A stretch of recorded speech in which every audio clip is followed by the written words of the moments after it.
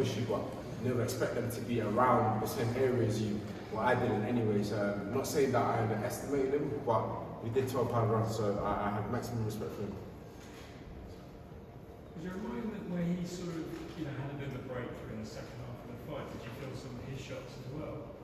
There was a moment where I was like, "Ooh, landed a good shot there." Be careful, Josh. But it's boxing, do you know what I mean? But it's a good hard 12 round. Josh, what do you feel like you learned tonight going the full distance? How much do you feel you can take away from that? A lot, man. I have to watch it back. Dre and V back in the States, sit down with him, see what he thought about it. I know there's work to be done, but so I'll be on it, man. I'll be on it. So it was a good 12 rounds in the bank for me. Was training more difficult than what you thought it might be? Not that. I mean, I haven't fought I've boxed him in the amateurs over 3 rounds, but I knew this was 12, so I prepared for 12. I'm not saying I came in thinking it would be less than 12, and it went the distance, so I had to be there every round. We saw the fight in between rounds, yourself and Craig Boys at the end of it, kind of looking at each other. Did you feel like there was a bit more about this fight, a bit more of a rivalry, a bit more needle in between rounds, and at the beginning, did you feel it tonight? I mean, we're from around here, so I was looking at the crowd and I was like, "Oh, there's that person, there's that person." There's familiar faces, do you know what I mean? So when there's familiar faces coming to watch you box someone that they probably know as well, you're like, "Well, I want to wake up on top." And that's what happened, tomorrow night, God willing, tomorrow morning, so I'll wake up, I'll be aching, but I can say I got the win, which was the most important thing. Virgil, what did you make of Josh's performance tonight? I thought it was a good performance. There's a lot of things that we have to work on, but his grit and his determination, I think, pulled through. But as a trainer, you're never satisfied, and that's my job, not to be satisfied. Otherwise, he wouldn't get better. So as soon as he gets back to the States, the fight did show me what we need to work on.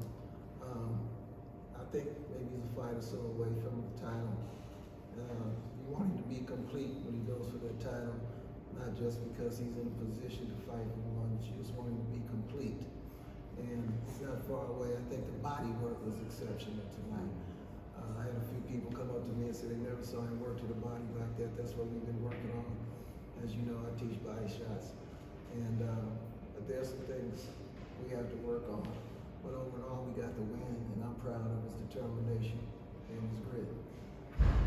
Josh, congratulations. Avoiding scenario of possible future opponents, which Eddie runs through like a little shopping list, which would be your absolute preference for your next fight? Whichever one's got the belt, I have no preference. We heard my coach here say, maybe a fight away or just to keep learning, because you want to be as complete as you can be when you fight for it. But for me, I hear what Eddie says, I hear what my coach says. I have no preference, just whatever's next is for me to go away prepared to make sure that when the lights are shining like that, you come out on top. And he had just put well-known coach. Good to see you again. Nice to see you. Do you think he's ready for a Canelo or a PO? I can't honestly say that right now because being at the world title level, there's just some things I need to see. So I can't understand it. But he's will always be in the fight. Trust me, he's gonna be there. So I'm not saying he would lose to Bill or Canelo. I think he give Canelo fits, the type of his physicality would give Canelo fits and he would wear Canelo down.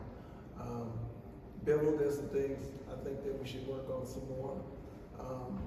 And make him just complete, give him the opportunity to win a belt and keep a belt, not just fight for the belt and go back down, get a belt, win a belt and keep a belt. Cool, better be having a great fight as well. War. Well, you want to have brain damage and... It's a great fight, isn't it? Style-wise though, isn't it? It's a great fight. Yeah, it's a great fight. Eddie, there was mixed reaction from the scorecard. Some were saying it should have been wider, some were saying it should have been closer. How did you score it? I scored it 115, 113. I thought that was about the right score. I felt that he had a big 8th round, Craig Richards, and I thought the 9th and the 10th was his opportunity to push on from there, but he didn't. I think Joshua won the 9th. Craig finished the fight well in 11 and 12, but I just felt that Joshua banked enough of the early rounds. 115, 113 I thought was fair. I couldn't see Craig as the winner of the fight. Joshua deserved to win. And that's what I'm talking about. Before you fight for that title, you want to see him close the show.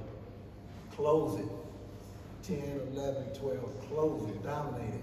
Then he's ready for a title shot. Eddie, what would you like to see next from Joshua? Whatever Virgil and Josh and 258, you know, whatever we discuss. I mean, look, it's so difficult to get a shot at the World Championship at 175 at the moment.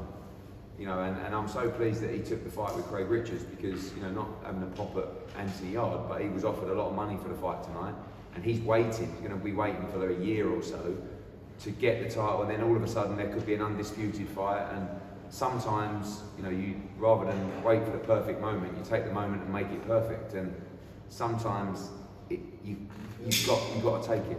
And I feel that if it's there, you know, the Bivol fight is a great fight, but also we'll see if Canelo rematches it.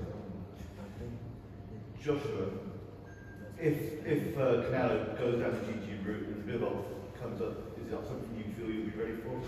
I wouldn't say no, man. That's me as the fighter, but again, let Eddie, let V say what they want to say. And whatever it is, if they're like, yep, we'll have it, I'll be there, I'll show up. There's always the talk about the Anthony Yard fight. Which fight, sorry? Anthony Yard. Yeah. There's always that talk. Rich boxing fans want to see it. Is that even a possibility? Look, who knows? I offered him so much money that I thought there's absolutely no way he'll turn this fight down. And they still turned it down. And I don't know what he's doing. Like, he's just waiting for a fight that actually isn't even there yet. But that fight fills up this place. That fight is a mega fight for British boxing. But he's also had a big British domestic fight tonight. You know, you've got Callum Smith waiting for a shot at the world title as well. All these great domestic fighters waiting for shots. But Josh has come through his domestic fight, and let's see the others in a domestic fight if they want. But for me, I would like to move him towards a world championship now. It's been 6 years since he turned professional, pretty much. You know, after Rio, probably could have had 1 or 2 fights more. Got injured, you know, when he was supposed to fight Blasov, and liked a holiday back in the early days. You know, but always because he's a perfectionist. He never wanted to take a fight 3 or 4 weeks later, or just not being ready. And you know, that's why he's moved his life out with Virgil in California, because he takes it so seriously. Virgil, you shouldn't really talk how much you your time. What would you rank Josh amongst the top fighters that you've trained? I'm sorry? You shouldn't really talk amateur fighters throughout your time. Where would you rank Josh in your class of pupils? Where would I rank him? Where? In your class of pupils or top fighters that you've trained? I think at this point he's the second best fighter I've had. I've had some good fighters, like Amir, but you know, they weren't dedicated like Josh. I take the dedication that he gives, and that's what makes me excited for training him. So because of his dedication, coming over to the States for 5 months, that's a serious sacrifice. I even opened up my home to him, he's so dedicated. So I have him second on the list behind Andre. Everybody else I train, good fighters, but you know, always issues. So there's no issues with it. Fighters have a lot of issues, and I don't like him. He has no issues. He just has strict dedication and determination. He's a good kid. He's a solid man, and that speaks volumes for him. That's why I enjoy having him, and I want the best for him. Right, guys, one more because we do have to. Did you think you had Craig Hearn at any stage in the contest in terms of properly how?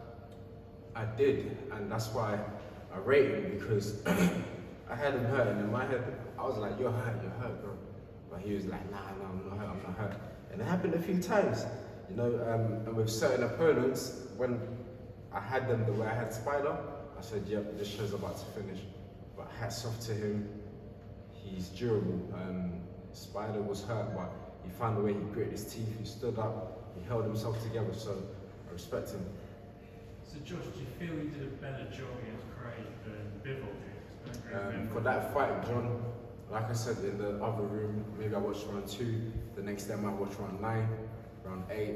I can't sit down and say to you I watched from round 1 to round 12. I didn't. So, and I've been off social media for the week, so when people are saying he gave a good account against Bivol, then Canelo did, I'm like, your opinion, I wasn't tuning in, I haven't made that comparison. So yeah, I haven't seen it 1 to 12 to comment on it. Well, I mean, it was a much more physical fight than the Bivol fight. You know, Bivol couldn't put a dent in Craig Richards, didn't hurt him at all in the fight.